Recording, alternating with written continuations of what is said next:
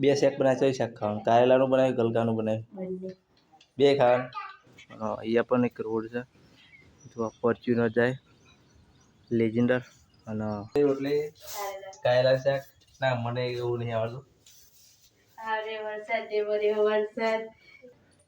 Battery છે અને અહીંથી પેલું ચાર્જિંગ આવે ને રિક્ષા લગાવીને અહીં જોડી દઈએ એટલે તો ભાઈ વરસાદ જોરદાર અંધારો છે. મમ્મીએ બનાવી દીધું કારેલાનું શાક.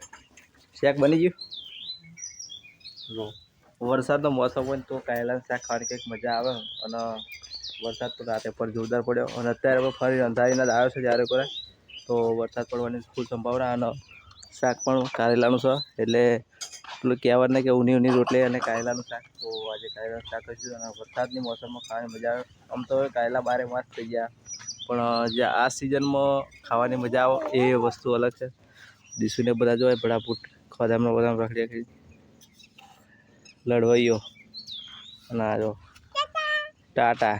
તો વરસાદ આમ તૈયારી છે અને કારેલાનું શાક પણ તૈયારી છે. તો મમ્મીએ રોટલા અને બાજરી રોટલા હારા બનાવે બાજરીના ઘઉંના રોટલા પણ ભેગું મજા આવે. બાજરી રોટલા પણ મજા આવે.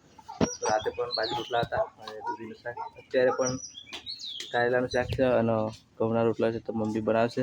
અને ગેસ બંધ થઈ ગયો છે. કાલે બાટલો આવીને પાછો જ આવે. તો ગેસ તો છે જ પણ બંધ પડી ગયો છે. તો બાટલો ફાઇનલી આવે નહીં તો શું થશે હવે શિકાર. તો ફોન કર્યો તો આજે બાટલો આવવાનો. કાલે રાતે વાવાઝોડું જોરદાર આવ્યું અને જો એ બધું ચૂલો બધું પલળી ગયું. તો આપણે જોડે એક્સ્ટ્રા બીજો ચૂલો છે મમ્મીને મિલે છે. તો જો આ ચૂલા ઉપર બધું બનાવીશું રાતે. એક્સ્ટ્રા ચૂલો છે ત્યાં લઈ જાઓ ત્યાં લઈ જાવ છો કંઈ એવો ચૂલો લેહાર ઉપડ્યો. અને જો પાણી પણ સગવડ હતી કારણ કે બોર અમારે 2 દિવસથી બગડ્યો છે. તો બોરની પણ વ્યવસ્થા પાણીની વ્યવસ્થા થઈ ગઈ ખરી. તો ડ્રમ મેં ત્યાંથી લાવીને અહીં બેસી અને મુંબઈથી બધું પાણી વરસાદનો ઢાબાનું જે પણ આવ્યું ભરાય તો એ વાપરવા માટે ચાલે. કંઈક જોવું હોય તો જોવા એવું તો ચાલે. બાકી જો ચોખ્ખું પાણી પીવા માટે ગમે ભલાઈ ગમતું નથી આવતું બોરનું. પણ બીજા એક ભાઈ ખેતરમાં જો લીલોતરી એવા લાગે છે. અહીંયા પણ એક રોડ છે, જો ફોર્ચ્યુનર જાય, લેજેન્ડર અને અહીંયા આપણે ખેતરમાં એકદમ લીલું વાતાવરણ લાગે છે. વાતાવરણની વાત કરીએ તો મસ્ત વાતાવરણ થઈ ગયું, ઠંડક વાતાવરણ થઈ ગયું. ગમે એટલી ગરમી હતી પણ પ્લે થઈ ગઈ.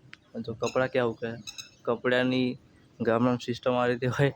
અત્યારે બહાર તો ઘણી બધી વરગણીઓ છે પણ તાપ નહીં. ગમે ત્યારે વરસાદ આવે એટલે અહીંયા સૂકે છે.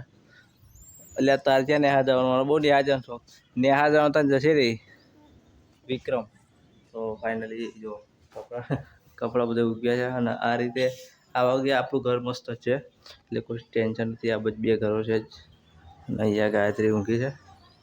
તો જો બધો મારા સામાનનો ગોદરે બધું એ પડ્યું છે. બેટરી આપણે એક નવો જુગાડ પડે ફોનમાં ચાર્જિંગ આ વખતે નહીં ફૂટવાનું કારણ કે બેટરી છે. અને અહીંથી પેલું ચાર્જિંગ આવે ને રિક્ષા લગાવીને અહીં જોડી દઈએ એટલે ચાર્જિંગ થયા કરે. તો આપણે આ રીતનું ચાર્જિંગ કર્યું છે. બે શાક બનાવે છે, શાક ખાવાનું કારેલાનું બનાવ્યું, ગલકાનું બનાવ્યું, બે ખાવાનું. ગલકાનું ભાઈ આપણે નથી ભાવતું એટલે આપણે કારેલાનું ખાવાનું. વરસાદની મોસમમાં કારેલાનું શાક ખાવાનું કંઈક અલગ મજા બનશે. એને નથી ખાવું રોટલા બનવા જ છે. રોટલા બનવાનું થઈ ગયું શાક ત્યાં થઈ ગયું.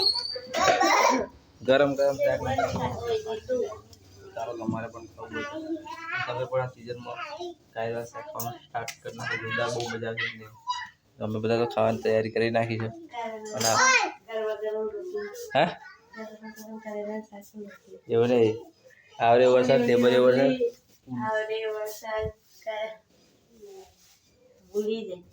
ઊની રોટલી કારેલા શાક. ના મને એવું નહીં આવડતું. ઊની રોટલી કારેલા આવું કંઈક હોય. અને જોરદાર આ કહેવત છે. તો વરસાદ જો આવશે ત્યારે આવશે. આ બાજુ પણ એક રોડ છે એટલે ગાડી જાય ત્યાં. અહીંયા રોડ છે અને તો મસ્તી કરે અમારા બધા દોડ કરે ખોડામાં બધે. તો મિત્રો આ બ્લોગ વિડીયો પસંદ આવે તો લાઈક સાથે સબસ્ક્રાઈબ ફરી મળીએ નવા બ્લોગ સાથે નવા વિડીયો સાથે. જય માતાજી. નવા લાઈક સબસ્ક્રાઈબ કરજો.